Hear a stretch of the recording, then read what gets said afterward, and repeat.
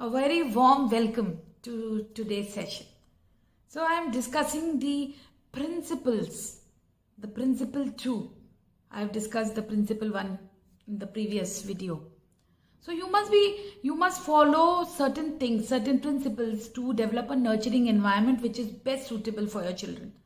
So now in my last session I've told you that in the first principle you should always keep in mind that you have to believe that your child is inherently good, capable and trustworthy. Now I'm going to discuss another principle, the second principle. You should always keep in mind that limits and consequences teach children wisdom and responsibility. So let me explain this principle with a detailed example. See, parents exercise authority by setting limits or allowing children to learn from consequences.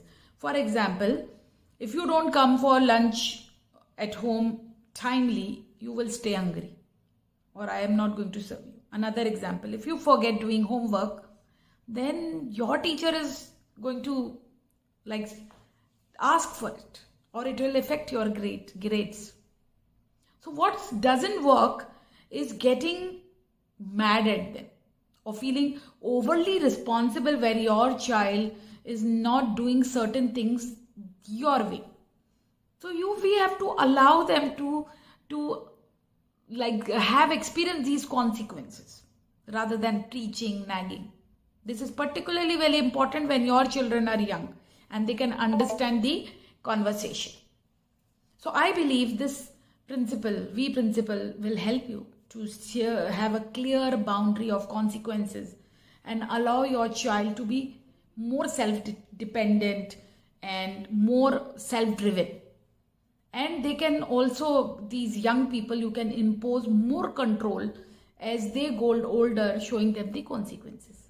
Because sometimes you will see children become rebellious and they show their behavior because at young age they are not aware of the consequences and you have not set the boundaries. So this varies family to family. Some families are very strict, some families are very liberal. Perhaps even more important than boundaries is the reinforcement, means putting into action. Wherever we set boundaries, we need to enforce it with action, not words. Instead of lecturing, children need to know that we will act when we violate this boundary, the consequence will be this. For example, if our child doesn't come for lunch, we have called so many times, rather than shouting, nagging, the child knows that I will not get lunch. And we get angry because we drain out or ventilate or on the child by pleading, lecturing, shouting. So instead, we can use this energy for having the conversation of consequences so that the child is able to choose and the child can decide for his own self. The point is, instead of just nagging, shouting or getting angry on the child, take some action so that the child learns that this is, if I make this choice, this will be the consequence.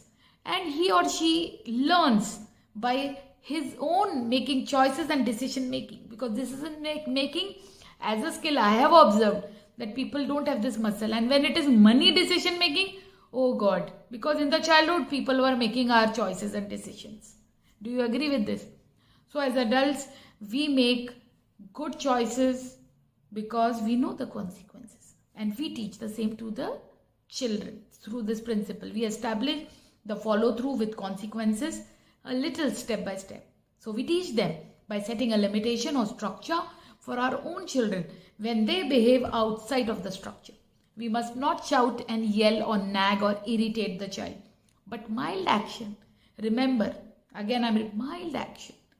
You don't have to be just angry, just take action.